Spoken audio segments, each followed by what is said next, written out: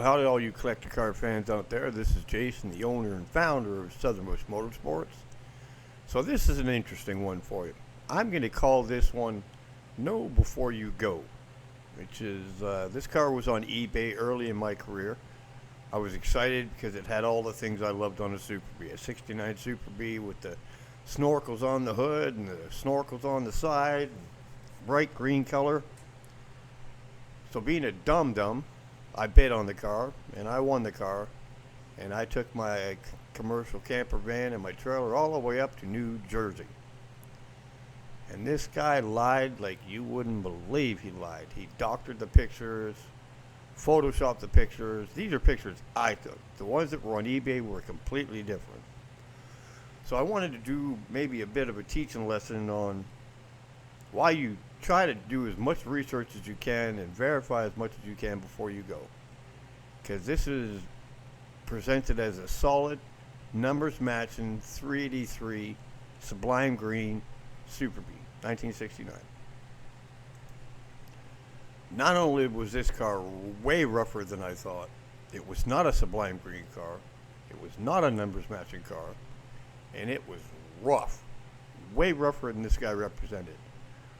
But before I left, I had already paid the guy because I wanted to secure the car. Well, let me tell you something. This is why I got into coming out of retirement as a consultant.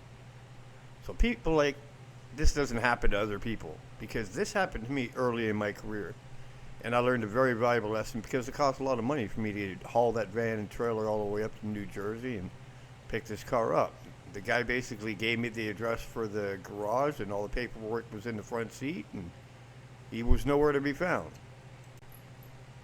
Obviously, I found that a little hinky in itself, but I wanted the car, I was excited about the car, and I just went for it, and that was it.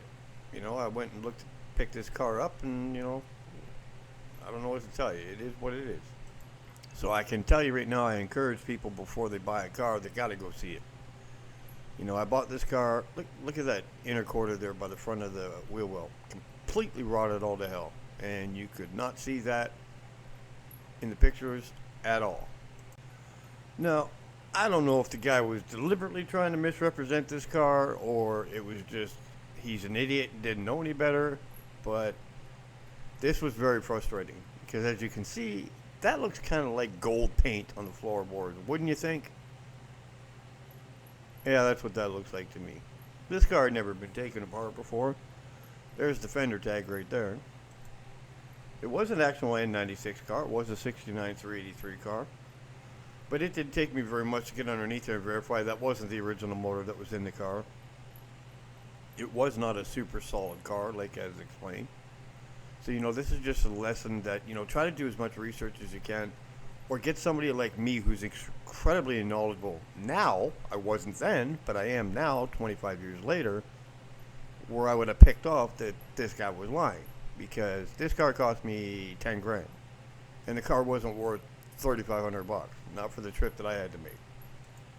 Not to mention that, me being honest, I had to sell the car for what it was. I mean, look at that engine coming. This car was so rough. I didn't even want to load this car to my trailer. I told the guy, you better come back with my money or I'm going to find you. And nothing. I did everything I could to get the money back, and I couldn't. So I was stuck with this car.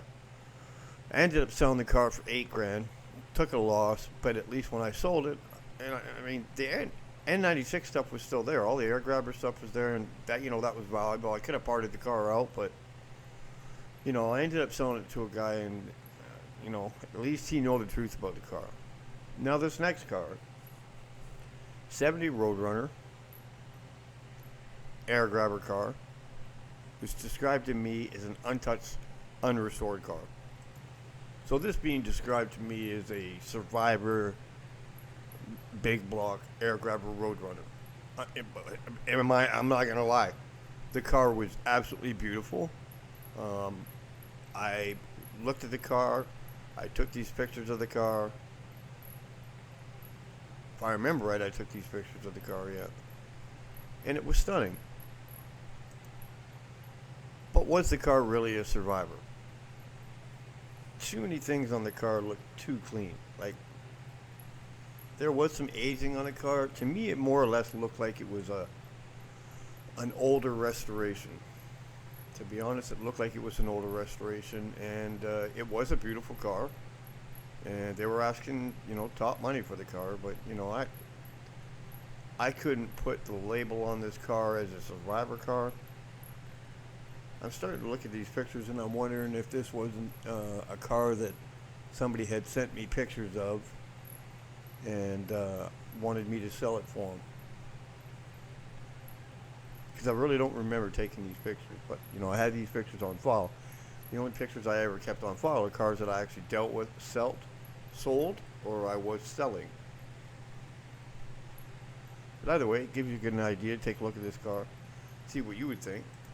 Do you think this was a real survivor car, or this was maybe an older restoration? See, we'll get more into the interior of it in closer pictures, you'll be able to tell. But nowadays, a car like this, and anybody would want this car. She was definitely beautiful, but I just don't think it was a survivor. I thought maybe when I got pictures of it, maybe that's why I remember the pictures, but I don't think I listed or sold this car. Because to me, it looked like it was a restored car with an older restoration. Too many things didn't look right on it for it to be a survivor car. I mean, look at this, kind of almost a little bit of rust at the end of that picture there, or the tag there. I mean, that windshield washer container does look pretty old, but it's just too clean underneath there. Obviously, people are going to replace hose pipes and stuff like that, and heater clamps and that, but 383 Commando car. I mean, that air cleaner just looks a little bit off. I thought that air cleaner was a little bit old for that car. Underneath the car definitely looked like it was original. Now I showed this again because you can see the paint worn off on the top over that 383.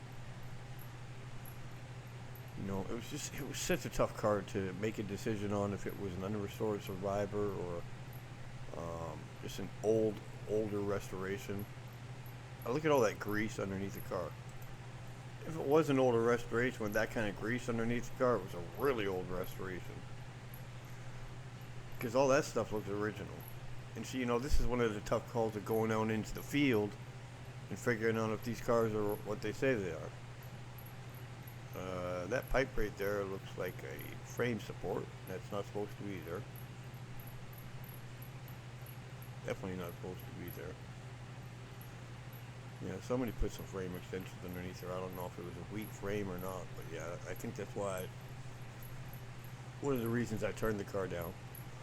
I'm starting to remember now.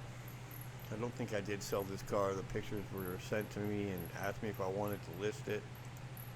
I'm pretty sure this is one of the cars that I turned down because it was just like too many red flags that, if you're going to sell a car as an unrestored survivor car, that's big money. And, you're talking about a dream car. Somebody's going to want that and pay the good money for it because it's untouched. It's the way it came from the factory.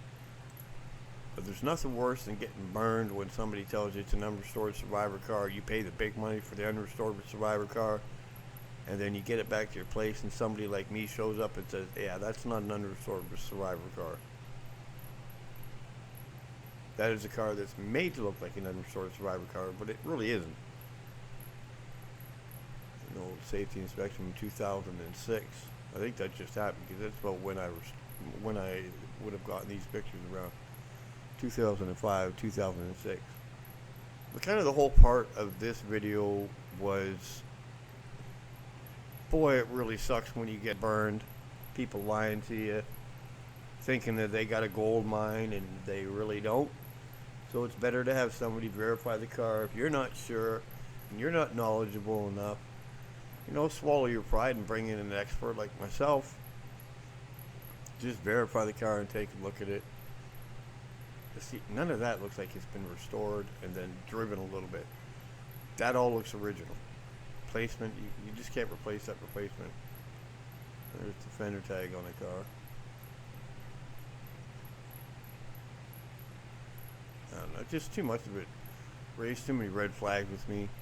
I really don't. You know, you can comment if you want. I just don't think that was the air cleaner that would have came on that car. It just doesn't look right underneath it. Forget about an air grabber setup. It just doesn't look right. And that sticker right there, that would have been sunburnt by now, and, you know, peeling off a little bit more. Like, it was in such good condition. It was like, did that get put there? You can see two different pieces. Looking on the left, the shiny exhaust pipe pieced in there, and then you got the original exhaust pipe going out. Lots of red flags. And I'm pretty sure I remember now, this was just a car that I said, you know what? I don't think it is what it is. I'm going to pass on it. I don't want to represent a car when I don't think it's true.